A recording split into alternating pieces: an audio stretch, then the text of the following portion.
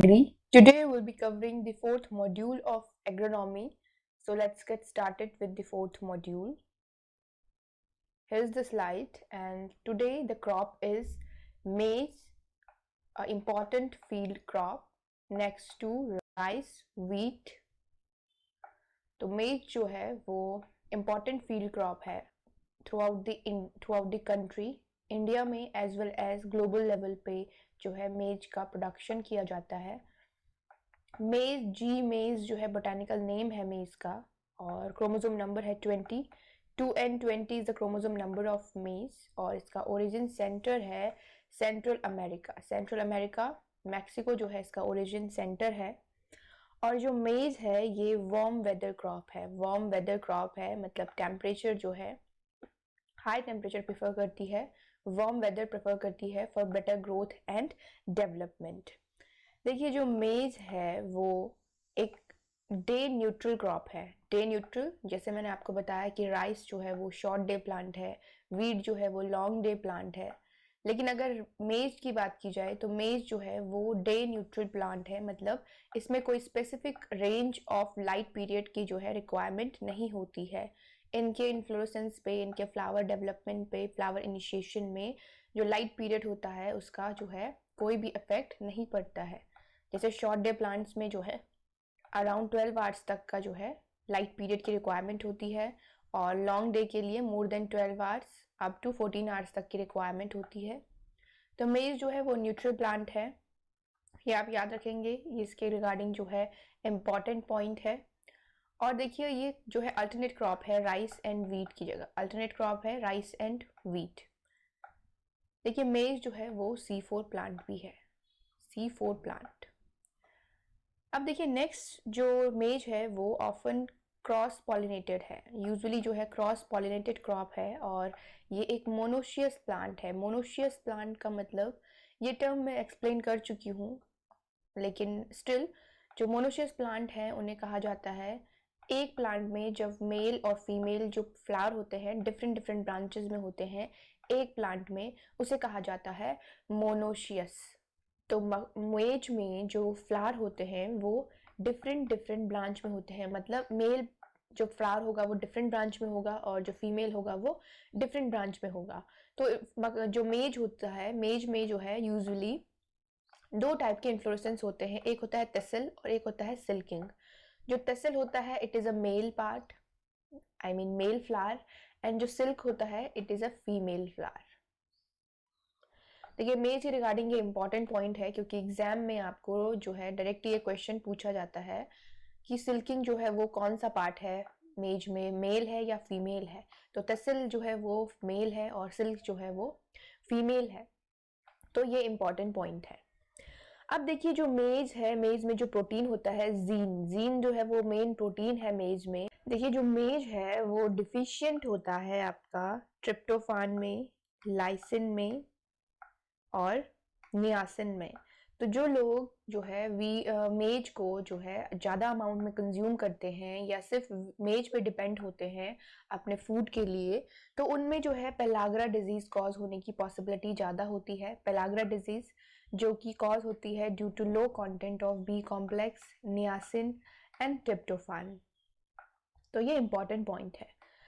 अब देखिए जो मेज है वो देखिए स्टेपल ह्यूमन फूड है, और लाइफ स्टॉक को भी जो है फीड कराया जाता है. पॉल्ट्री इंडस्ट्री में इसका जो है यूज़ किया जाता है ज़्यादातर फर्मेंटेशन के लिए, और मैनी अदर इंडस्ट्रीज में जो है मेज का यूज़ किया जाता है. ठीक है. और जो मेज में जो येलो कलर होता है, मेज में, इट इज़ ड्यू टू क्रिप्टोजेंथिन. क्रिप्टोजेंथिन के कारण जो है इसमें येलो कलर होता है मेज में. तो ये था मेज की इंपॉर्टेंट पॉइंट. अब देखिए इसका न्यूट्रिशन की बात करते हैं. देखिए इसमें जो है स्टार्च ज़्यादा मात्रा में होता है. 65% जो है अराउंड इसमें स्टार्च होता है, और 4% इसमें ऑयल होता है, और 8 to 10% जो है प्रोटीन होता है. और देखिए इसे जो है 35% का प्रोडक्शन जो है ह्यूमन के द्वारा कंज्यूम किया जाता है, और 25% देखिए कैटल एंड पोल्ट्री में जो है ये यूज़ होता है, और 15% जो है इसे फूड प्रोसेसिंग में यूज़ किया जाता है. तो इस तरह से जो है ये न्यूट्रिशन रिच क्रॉप है, और न्यूट्रिशन के साथ साथ जो इसका यूज़ है वो डिफरेंट डिफरेंट फील्ड में जो है इसका यूज़ किया जाता है। देखिए, अब बात करते हैं मेज़ के डेटा के बारे में। देखिए, अगर ग्लोबल लेवल पे बात की जाए तो यूएसए जो है वो लीडिंग कंट्री है इन टर्म्स ऑफ मेज प्रोडक्शन। मेज का जो प्रोडक्शन है यूएसए में हाई लेवल पे, हाई अमाउंट में जो है मेज का प्रोडक्शन किया जाता है, तो यूएसए लीडिंग कंट्री है। उसके बाद बात करते हैं कि इंडिया में, विद इन द इंडिया, देखिए विद इन द इंडिया की बात अगर की जाए तो महाराष्ट्र, कर्नाटका एंड देन मध्य प्रदेश, ये 3 स्टेट हैं जो लीडिंग स्टेट हैं मेज के प्रोडक्शन के लिए, महाराष्ट्र, कर्नाटक एंड मध्य प्रदेश। तो ये था विद इन द इंडिया का जो डेटा है। अब अगर इंडिया की एक्सपोर्ट डेस्टिनेशन की बात की जाए कि इंडिया जो है किन कंट्रीज में मेज को एक्सपोर्ट करता है, तो वो कंट्रीज कुछ इस तरह से है, Nepal, then Bangladesh and then Vietnam. तो ये 3 कंट्री है जहाँ पे जो इंडिया है वो मेज को एक्सपोर्ट करता है। इंडिया की एक्सपोर्ट डेस्टिनेशन है Nepal, Bangladesh and Vietnam for मेज। So this is all about the data of maize. Now we'll move to next slide. Here's the next slide, और next slide में बात करते हैं मेज के ग्रेन टाइप्स की। देखिए, मेज का जो ग्रेन टाइप है basically flint corn, dent corn, sweet corn, flour corn, popcorn and waxy corn. देखिए, इन कैटेगरी में जो है मेज के सीड को, मेज के ग्रेन को जो है क्लासिफाइड किया जाता है, और ये जो है पर्पस इनके अलग अलग डिफरेंट डिफरेंट पर्पस है। जैसे फ्लिंट कॉर्न जो है इंडिया में मोस्टली कल्टीवेट होता है, डेंट कॉर्न जो है ये यूएसए में मोस्टली जो है कल्टीवेट किया जाता है, स्वीट कॉर्न को जो है प्रोसेसिंग पर्पस के लिए, केनिंग पर्पस के लिए जो है मोस्टली यूज किया जाता है। अब देखिए, फ्लोर कॉर्न ये सॉफ्ट कॉर्न से कहते हैं, और पॉपकॉर्न जो है पॉपकॉर्न पर्पस के लिए, वैक्सीकॉर्न जो है टेक्सटाइल इंडस्ट्री के लिए बेसिकली जो है ग्रो किया जाता है। तो चलिए देखते हैं इनके स्पेसिफिकेशंस क्या क्या हैं। सबसे पहले बात करते हैं फ्लिंट कॉर्न की। देखिए, फ्लिंट कॉर्न जी मेज इंड्यूरेटा, ये जो है इंडियन मेज से कहा जाता है, और इंडिया में कॉमनली जो है ये कल्टीवेट किया जाता है। इवन इंडिया में फ्लिंट कॉर्न ही है मेज का जो एक्सटेंसिवली जो है कल्टीवेट किया जाता है कमर्शियल लेवल पे। फ्लिंट कॉर्न जो है इंडियन मेज से कहा जाता है, और इंडिया में ये जो है कल्टीवेट होता है। इसका जो कर्नल होता है वो हार्ड एंड स्मूथ होता है, hard and smooth. Now next one is dent corn. देखिए, dent corn Zea mays indentata, इंडेंटाटा ये जो है यूएसए में एक्सटेंसिवली ग्रो होता है, और इसका जो ग्रेन होता है it has it has tooth appearance. ये जो है टूथ की तरह जो है ये दिखाई पड़ता है, that's why it's name is dent corn. Okay, तो इसमें जो है टूथ लाइक अपीयरेंस होती है डेंट कॉर्न में, और ये जो है यूएसए में एक्सटेंसिवली ग्रो होता है। ठीक है, तो नेक्स्ट वन जो है स्वीट कॉर्न। देखिए, स्वीट कॉर्न जो है वो जी मेज सेक्राटा, ये जो है 70% मॉइस्चर लेवल पे जो है इसे हार्वेस्ट किया जाता है। ठीक है, और बेसिकली जो है ये केनिंग पर्पस के लिए जो है इसे यूज किया जाता है, और प्रोसेसिंग के लिए। ठीक है, और इसका जो करनाल होता है वो, उसमें जो है स्वीटनेस होती है, तो इसे स्वीट कॉर्न के नाम से जो है इसे बेसिकली जाना जाता है। और देखिए, इसमें जो है विटामिन सी और विटामिन ए जो है इसमें इसका रिच कंटेंट होता है स्वीट कॉर्न में। तो ये था स्वीट कॉर्न। नेक्स्ट है फ्लोर कॉर्न। देखिए, जो फ्लोर कॉर्न है ये जी मेज एमाइलेज इसे कहा जाता है, और इसे सॉफ्ट कॉर्न भी कहते हैं। इसका जो ग्रेन होता है वो सॉफ्ट होता है, और it is a native of Andean hill highlands of South America का जो है नेटिव है ये। और देखिए, सॉफ्ट स्टार्च करनाल इसे बेसिकली कहा जाता है। नेक्स्ट वन देखिए, जो पॉपकॉर्न है ये जो है जी मेज इवर्टा इसे कहा जाता है। और देखिए, जो पॉपकॉर्न टाइप जो मेज है इसे बेसिकली जो है कॉर्नफ्लेक्स बनाने के लिए, पॉपकॉर्न्स बनाने के लिए, कॉर्न चिप्स बनाने के लिए जो है यूज़ किया जाता है। ठीक है, इसमें जो इसे जो है जब हीट किया जाता है तो ये जो है, देखिए, ग्रेन बर्स्ट होता है 17 डिग्री सेल्सियस पे जो है ग्रेन बर्स्ट होने लगता है, मतलब फटने लगता है, जैसे आपने देखा पॉपकॉर्न में जैसे जो है ग्रेन जो है वो फट जाता है, उसी तरह से तो इसे भी जो है चिप्स, कॉर्नफ्लेक्स और पॉपकॉर्न बनाने के लिए जो है बेसिकली कल्टीवेट किया जाता है पॉपकॉर्न टाइप ऑफ मेज को। नेक्स्ट जो है वैक्सीकॉर्न, देखिए वैक्सीकॉर्न जी मेज सेरेटिना, ये जो है आपका टेक्सटाइल इंडस्ट्री में बेसिकली और पेपर सीजिंग के लिए जो है ये बेसिकली यूज़ किया जाता है, क्योंकि इसमें वैक्स की जो प्रेजेंस होती है उससे जो है ये सुटेबल होता है टेक्सटाइल इंडस्ट्री में यूज़ करने के लिए। ठीक है, तो this is all about the classification of grain type of मेज। तो ये जो है डिफरेंट डिफरेंट ग्रेन टाइप्स हैं मेज के, और ये इंपॉर्टेंट है क्योंकि एग्जाम में इनके रिगार्डिंग क्वेश्चन जो है वो पूछने की पॉसिबिलिटी होती है कि मेज का जो कौन सा टाइप है जो आपका जो कॉर्नफ्लेक्स बनाने के लिए यूज़ होता है या केनिंग पर्पस के लिए यूज़ होता है। तो केनिंग पर्पस के लिए स्वीट कॉर्न बेसिकली यूज़ होता है। तो ये सारी चीज़ें आपको पता होनी चाहिए। तो चलिए मूव करते हैं नेक्स्ट स्लाइड की तरफ।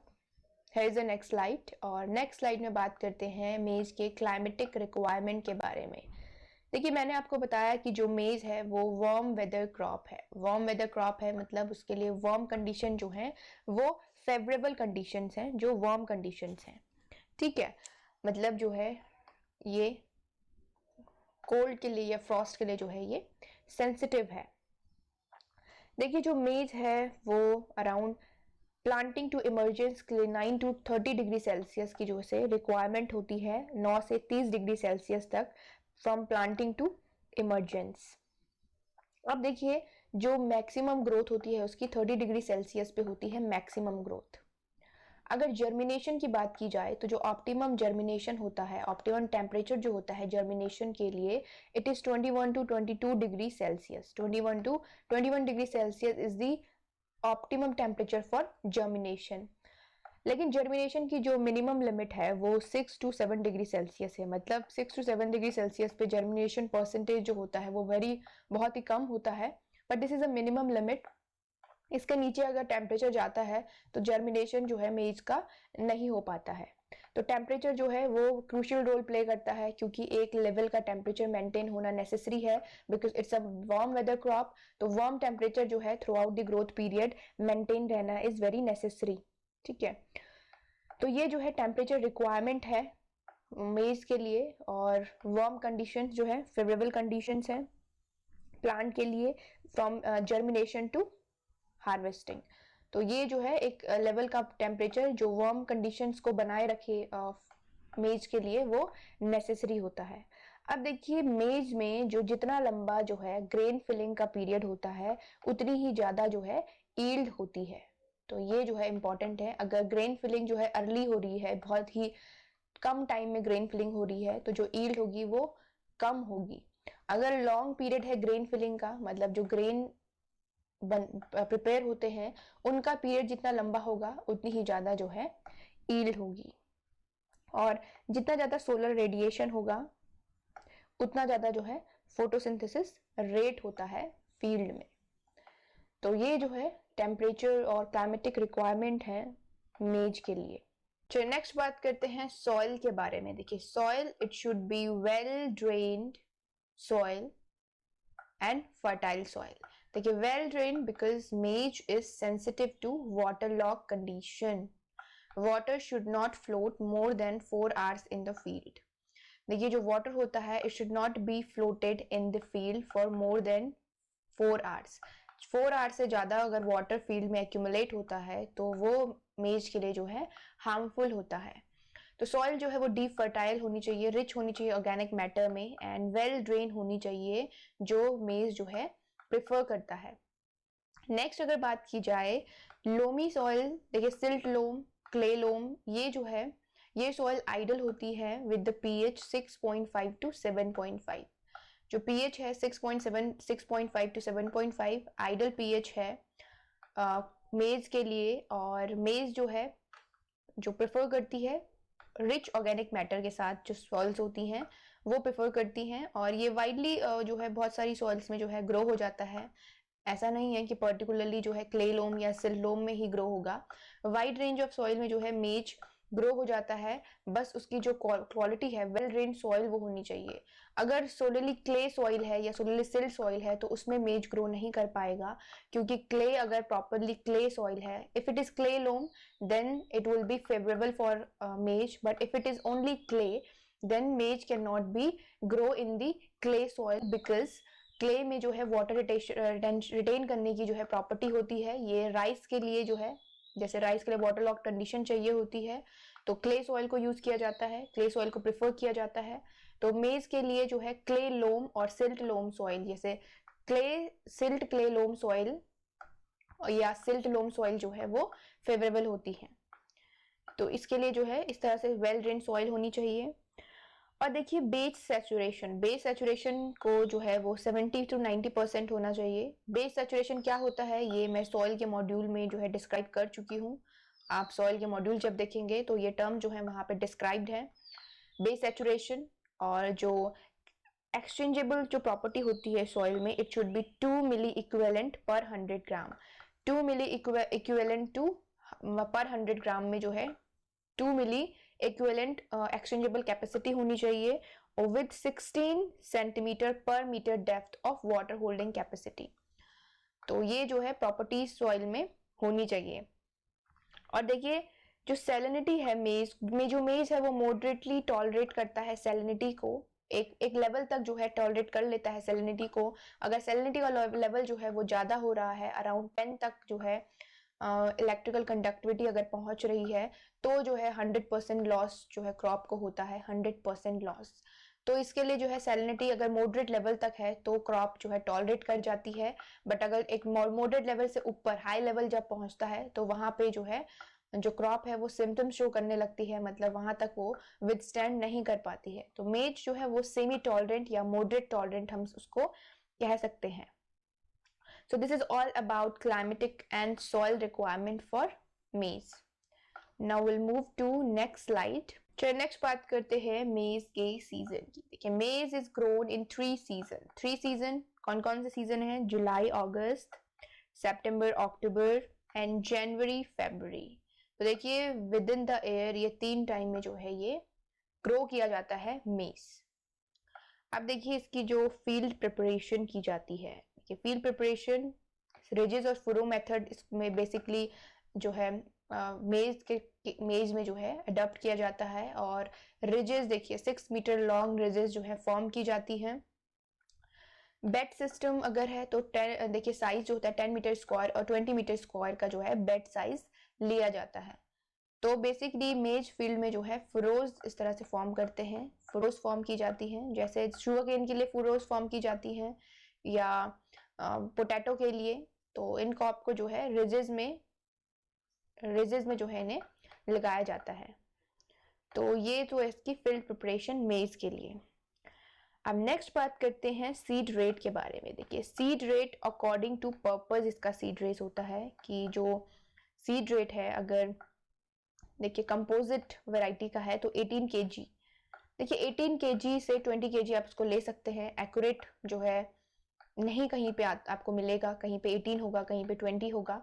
तो यहाँ पे जो एवरेज बेसिस पे लिया गया है, आगे पीछे जो है ये हो सकता है। तो 18 kg पर हेक्टेयर जो है इसका सीड रेट यहाँ पे कंपोजिट के लिए दिया गया है, और 20 kg पर हेक्टेयर जो है ग्रेन मेज और हाइब्रिड मेज के लिए है। ठीक है। और अगर बेबी कॉर्न है तो 25 kg पर हेक्टेयर ये यूज सीड रेट लिया जाएगा। अगर फॉडर के लिए है, फॉडर पर्पस के लिए, तो देखिए फॉडर पर्पस के लिए 45 to 50 kg होता है, 45 to 50 kg।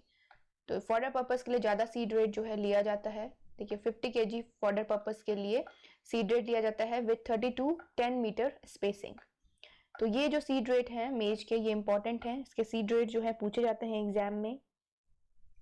अगर कॉमनली बात की जाए, अगर गुड क्वालिटी सीड्स, जो कि गुड क्वालिटी सीड की बात की जाए तो उसके लिए 20 kg पर हेक्टेयर जो है लिया जाता है सीड रेट। ठीक है, कॉमनली 20 kg जो है आप तो कंसीडर कर सकते हैं। अगर कॉमनली पूछा जाए कि कॉमनली अगर गुड क्वालिटी ऑफ सीड है तो कितना जो है अमाउंट सीड रेट का लिया जाता है मेज के लिए, तो 20 kg लिया जाता है। ठीक है, 15 to 20 kg।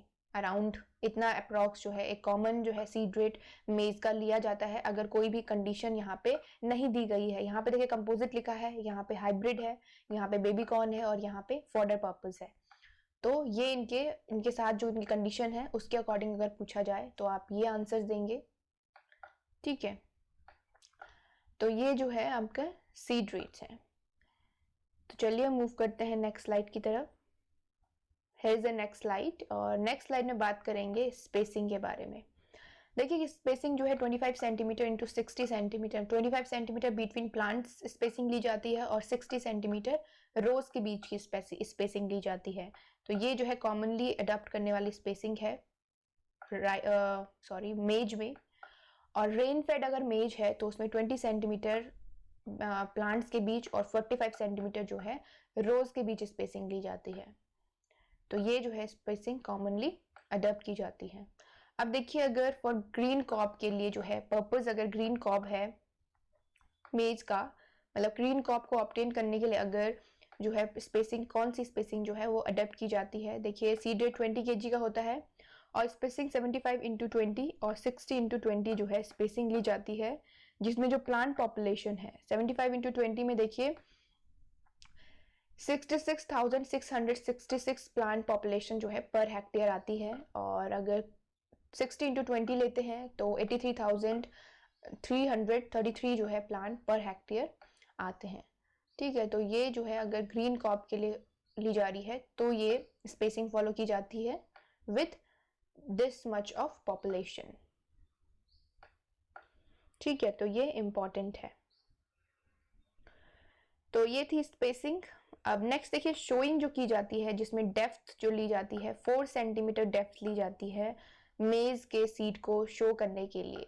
और डिबल किया जाता है, डिबलर से जो है होल किया जाता है और 1 to 2 सीड पर होल जो है शोइंग की जाती है मेज की। तो ये थी इसका स्पेसिंग, मेज का spacing and showing. Now we'll move to next slide. Here's the next slide, और नेक्स्ट स्लाइड में मेज के वाटर मैनेजमेंट की बात करेंगे। देखिए मेज में जो वाटर रिक्वायरमेंट होती है वो होती है अराउंड आपकी 600 to 700 mm needed for the 100 days of crop. 100 days की क्रॉप के लिए अराउंड 600 से 700 mm वाटर की रिक्वायरमेंट होती है। देखिए मेज जो सेंसिटिव होता है, बोथ टाइप के मॉइस्चर स्ट्रेस के लिए सेंसिटिव होता है, एक्सेस के लिए भी और लो के लिए भी। लो वाटर भी जो है, लो वाटर में भी मेज सरवाइव नहीं कर पाता और एक्सेस वाटर कंडीशन मतलब वाटर लॉक्ड कंडीशन में भी मेज जो है सरवाइव नहीं कर पाता। तो इसके लिए एक ऑप्टिमम लेवल जो है वाटर का मेंटेन करना नेसेसरी है फील्ड में, और रेगुलर वाटर जो है मेज को रिक्वायर्ड होता है डिफरेंट स्टेजेस में। अब देखिए जो मेज की मोस्ट क्रिटिकल स्टेजेस हैं वाटर स्ट्रेस की, या जिस टाइम पे मेज को जो है वाटर की रिक्वायरमेंट सबसे हाई होती है, वो है टेस्लिंग एंड सिल्किंग। ये जो है फ्लावर है, ये मेल फ्लावर है, ये फीमेल फ्लावर है। तो ये जो है मोस्ट क्रिटिकल स्टेज है। अगर इस टाइम पे वाटर प्लांट को ना दिया जाए तो प्लांट की जो हाईली ईल्ड में जो है ईल्ड जो है वो हाईली रिड्यूस हो जाती है, या प्लांट जो है वो विदर भी हो सकता है या फ्लावर इनिशिएट ना करे। बहुत सारी ऐसी कंडीशंस हैं अगर इस लेवल पे वाटर प्लांट को नहीं दिया जाता। तो मेज में जो मोस्ट क्रिटिकल स्टेज है वाटर की वो होगी टेस्लिंग एंड सिल्किंग। ठीक है, तो ये जो इसकी मोस्ट क्रिटिकल स्टेज है। अब बात करते हैं जो स्टेजेस हैं जिनमें वाटर की रिक्वायरमेंट जो है प्लांट को नेसेसरी होती है। तो सबसे पहले 6th लीफ स्टेज होती है। 6th लीफ स्टेज सबसे पहले फर्स्ट, जैसे वीट में जो है सबसे पहले CRI होती है, वैसे ही मेज में सबसे पहले 6th लीफ स्टेज होती है। मतलब जब 5 से 6 लीव्स प्लांट में आ जाती हैं तो वो सबसे पहली स्टेज होती है जब प्लांट को वाटर की रिक्वायरमेंट होती है। सेकेंड जो स्टेज होती है वो होती है नी हाई स्टेज, लेट नी हाई स्टेज। मतलब जब जो है नी हाई स्टेज गेन कर लेता है प्लांट, वो सेकेंड स्टेज होती है। उसके बाद जो है tasselling, then silking. Tasselling and silking दोनों मोस्ट क्रिटिकल स्टेज हैं। उसके बाद डॉज स्टेज होती है, डोज स्टेज। तो ये जो है ये सारी स्टेजेस हैं जो क्रिटिकल स्टेज है वाटर की, जिसमें से मोस्ट क्रिटिकल टेस्लिंग और सिल्किंग है। तो इस तरह से जो है प्लांट को जो वाटर की रिक्वायरमेंट होती है वो डिफरेंट डिफरेंट स्टेजेस में अकॉर्डिंग टू स्टेजेस होती है। तो मेज की वाटर रिक्वायरमेंट, मेज के लिए अराउंड 600 to 700 का जो लेवल है वाटर का वो through out the growth period required होता है। So this is all about the water management for मेज। नेक्स्ट बात करते हैं एप्लीकेशन ऑफ फर्टिलाइजर्स की। देखिए जो ब्लैंकेट एप्लीकेशन दी जाती है 135, 62.5 एंड 50 NPK पर हेक्टेयर के अकॉर्डिंग जो है ब्लैंकेट एप्लीकेशन फर्टिलाइजर्स की दी जाती है। देखिए अगर हाई यील्ड वैरायटी है तो डोज को बढ़ा दिया जाता है 200 kg nitrogen, 50 to 80 kg phosphorus और 60 to 100 kg जो है पोटेशियम का जो है डोज सॉइल में ऐड किया जाता है मेज के लिए। और फॉस्फोरस का देखिए 100% बेसल डोज दी जाती है। तो ये सारे जो फर्टिलाइजर हैं अकॉर्डिंग टू जो वैरायटी है उसके अकॉर्डिंग दिए जाते हैं। तो ये थे जो फर्टिलाइजर दिए जाते हैं। अब देखिए जो बायो फर्टिलाइजर है एजोस्पिरिलम, अगर ये मेज में दिया जाता है तो ये जो है नाइट्रोजन जो फर्टिलाइजर होता है उसको जो है अराउंड 25% जो है उसकी एप्लीकेशन को रिड्यूस कर देता है। तो ये भी जो है यूज़ किया जाता है ताकि केमिकल फर्टिलाइजर का जो कंजप्शन है उसे कम किया जा सके। तो ये थी application of fertiliser in maize. Now will move to next slide. Here's a next slide. और नेक्स्ट स्लाइड में बात करते हैं कल्चरल प्रैक्टिसेस की। देखिए वीड मैनेजमेंट एक इम्पॉर्टेंट प्रैक्टिस है किसी भी क्रॉप में, किसी भी फील्ड में जो है वीड अगर इन्फेस्टेशन होता है तो वो जो है डायरेक्टली इन्फ्लुएंस करती हैं क्रॉप की ईल्ड को, क्रॉप की ग्रोथ को, बिकॉज वो भी जो है एक प्लांट है और वो compete करते हैं लाइट के लिए, वाटर के लिए, फर्टिलाइजर के लिए मेन क्रॉप के साथ। तो इसीलिए जो है वीड को सही टाइम पे जो है रिमूव करना इज वेरी मच नेसेसरी। देखिए वीड जो है होइंग और हैंड वीडिंग की जाती है 17th to 18th day of showing. सबसे पहले 17th और 18th डे आफ्टर शोइंग जो है एक वीडिंग की जाती है, इट मैनुअली हैंड वीडिंग जो है। और उसके बाद जो है 40 to 45 डेज में जो है एक हैंड वीडिंग की जाती है जो शोइंग के बाद 45 to 45 डेज में। तो ये जो है 40 to 45 डेज वाली जो वीडिंग होती है ये इम्पॉर्टेंट वीडिंग होती है जब जो है शोइंग को 40 से 45 दिन हो जाते हैं। ठीक है, अब देखिए जो हर्बिसाइड यूज किए जाते हैं वो तब यूज करने चाहिए जब मॉइस्चर लेवल सॉइल में सफिशिएंट मॉइस्चर लेवल हो, उस टाइम पे जो है हर्बिसाइड का यूज होना चाहिए। तो it is very important point regarding herbicide application in मेज फील्ड। तो मेज के फील्ड में जो हर्बिसाइड होते हैं वो सफिशिएंट वाटर लेवल पे या मॉइस्चर लेवल पे यूज करने चाहिए।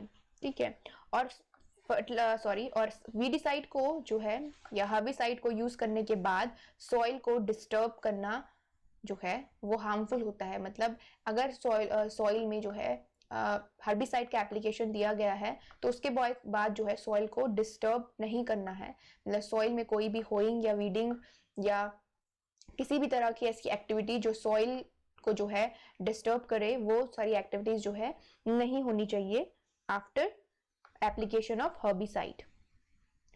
तो ये जो सारी जो चीजें हैं वो इम्पॉर्टेंट हैं। अब देखिए जो प्री इमर्जेंस हर्बिसाइड है एट्राजाइन वो 50 WP 500 ग्राम पर हेक्टेयर जो है आफ्टर 3 डेज ऑफ शोइंग जो है अप्लाई किया जाता है। और एट्राजाइन जो है वो मोस्ट वाइडली यूज होता है मेज में। देखिए अगर पल्सेस जो है एज अ इंटरक्रॉप ली गई है मेज में तो एट्राजाइन का यूज नहीं किया जाता है। ठीक है, so this is all about the weed management in maize. ठीक है, तो ये वीड मैनेजमेंट है।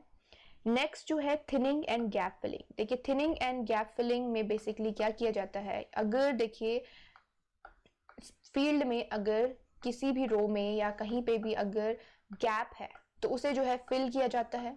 और अगर अगर जो है वहाँ ज़्यादा पॉपुलेशन जो है प्लांट की सीडलिंग्स की फील्ड में हो रही है, या अगर जो है 2 सीड्स जो है शो किए गए हैं और दोनों ही जो है इमर्ज हो गए हैं साथ में, तो उस वहाँ से जो है एक सीडलिंग को निकाल के जो है जहाँ पे ब्लैंक स्पेस है या जहाँ पे कम सीडलिंग्स हैं वहाँ पे उसे लगाया जाता है। तो this is all about thinning and gap filling.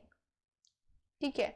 या अगर कोई हेल्दी प्लांट है और अनहेल्दी प्लांट है, तो हेल्दी प्लांट को फील्ड में रहने दिया जाता है और अनहेल्दी प्लांट्स को फील्ड से रिमूव कर दिया जाता है, ताकि जो है वो बाद में कोई भी लॉस फार्मर को ना दें, क्योंकि अनहेल्दी प्लांट जो है आगे चल के ज़्यादा देर तक सर्वाइव फील्ड में नहीं कर पाता है, या वो जो है डिसऑर्डर जो है शो करने लगते हैं। अगर कोई भी स्ट्रेस हो रहा है तो वो बेयर नहीं कर पाते, इसलिए उन्हें जो है एक अर्ली स्टेज में रिमूव करना जो है ज़्यादा बेटर रहता है।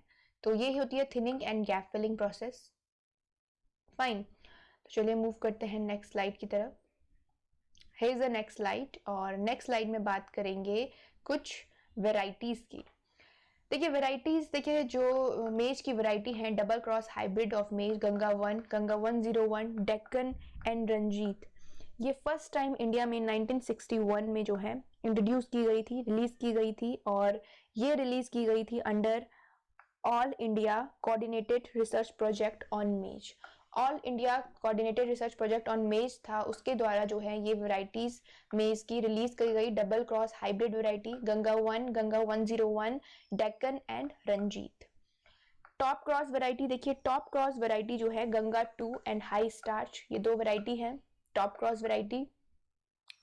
Next composite variety, composite variety जो है ये आपकी 1967 में जो है ये रिलीज की गई, और विक्रम, विजय, अंबर, किसान, जवाहर, तरुण, ये जो है इंपॉर्टेंट वैरायटी है मेज की। इसमें जो है प्रताप भी एक वैरायटी है, कंपोजिट वैरायटी है प्रताप। तो ये कंपोजिट वैरायटी है और मोस्ट वाइडली यूज होने वाली वैरायटी है। नेक्स्ट जो कैटेगरी आती है क्वालिटी प्रोटीन मेज। क्वालिटी प्रोटीन मेज जो है वो ओबेक्यू 2 जीन से जो है प्रिपेयर की जाती है। इसमें Shaktimaan 1 and 2 and high quality protein मेज 1, ये जो वेराइटीज़ हैं ये ओबेक्यू 2 जीन को यूज़ करके जो है प्रिपेयर की जाती हैं। ये हाई क्वालिटी प्रोटीन मेज जो है इन्हें कहा जाता है। तो ये कुछ जो वेराइटीज़ है मेज की, इम्पॉर्टेंट वेराइटी है। तो ये थी मेज की varieties. Now will move to next slide. Here is the next slide, और नेक्स्ट स्लाइड में बात करते हैं मेज के हार्वेस्टिंग के बारे में। देखिए मेज की जो हार्वेस्टिंग होती है वो डिपेंड करती है किस पर्पस के लिए की जा रही है। देखिए अगर हार्वेस्टिंग फॉडर क्रॉप्स के लिए की जाती है तो फॉडर क्रॉप्स के लिए जो हार्वेस्टिंग होती है वो उसके जो वेजिटेटिव ग्रोथ होती है उस पर डिपेंड करती है, और ये जो है टाइमली की जाती है, मतलब जिसके अपने जो फार्मर्स होते हैं वो फॉडर रिक्वायरमेंट के अकॉर्डिंग जो है हार्वेस्टिंग करते हैं। पर अगर हार्वेस्टिंग जो है ग्रेन के लिए की जा रही है तो देखिए जो करनाल का जो मॉइस्चर होता है 25 to 30% होता है, तो उस टाइम पे जो है हार्वेस्टिंग नहीं की जाती। उसको 2-3 वीक्स वेट करने के बाद जब करनाल का जो मॉइस्चर होता है 15% हो जाता है, अराउंड 15% तक हो जाता है, तब जो है हार्वेस्टिंग की जाती है। 15% पे जो है जो ग्रेन होता है हार्ड और जो है मेच्योर हो जाता है, तो तब जाके जो है मेज की हार्वेस्टिंग की जाती है। तो ये इंपॉर्टेंट पॉइंट है, इसकी जो हार्वेस्टिंग होती है ये पर्पस पे डिपेंड करती है, वेदर फॉडर पर्पस है या ग्रेन पर्पस है। फाइन, तो ये थी इसकी हार्वेस्टिंग। नेक्स्ट देखिए ईल्ड की बात करते हैं। देखिए अगर इरिगेटेड मेज है तो 5 टन्स ऑफ ग्रेन जो है ये पर हेक्टेयर या 10 turns per hectare of straw yield जो है इसकी होती है अगर इरिगेटेड मेज है। इरिगेटेड मेज देखिए 5 टन ग्रेन देता है और 10 टन जो है स्ट्रॉ ईल्ड इसकी होती है। देखिए स्ट्रॉ इंपॉर्टेंट होते हैं, ये जो है पोल्ट्री फीड बनाने के लिए ग्रेन और स्ट्रॉ दोनों का यूज किया जाता है। स्ट्रॉ का जो यूज है वो फॉडर के लिए भी किया जाता है। ठीक है, तो इरिगेटेड मेज 5 टन ऑफ ग्रेन पर ईल्ड है। बेबी कॉर्न की देखिए 6 ton per hectare of cob yield है इसकी, और 25 टन पर हेक्टेयर जो है ग्रीन फॉडर ये जो है इससे ऑब्टेन किया जाता है बेबी कॉर्न से। अगर रेनफेड मेज है तो 3 टन पर हेक्टेयर का जो है इसका ईल्ड होगा, grain yield 3 ton per hectare का। तो देखिए ईल्ड भी जो है अकॉर्डिंग टू टाइप जो है मेज का वो वेरी करता है। बेबी कॉर्न का अलग है, इरिगेटेड मेज का अलग है और रेन फेड मेज का अलग है। तो ये इसकी जो है एवरेज ईल्ड है। ईल्ड जो है मैं आपको हर क्रॉप में बताती हूँ, ईल्ड बहुत सारे फैक्टर्स पे डिपेंड करती है। अगर हाइब्रिड होगी तो हाइब्रिड की ईल्ड ज़्यादा होती है, या अगर देखिए रेन फेड कोई वैरायटी है तो उसकी ईल्ड कम होगी। रेन फेड कोई भी क्रॉप की अगर रेन फेड जो वैरायटीज होती है उनकी ईल्ड कम होती है। और ये वैरायटी टू वैरायटी और रीजन टू रीजन भी जो है वेरी करता है। So this is all about मेज। तो मेज जो है वो हम कंप्लीट कर चुके हैं। मेज इज कंप्लीटेड नाउ। तो चलिए मिलते हैं नेक्स्ट टॉपिक में। Will discuss it very soon. Till then you guys keep studying and keep working hard. Thank you so much.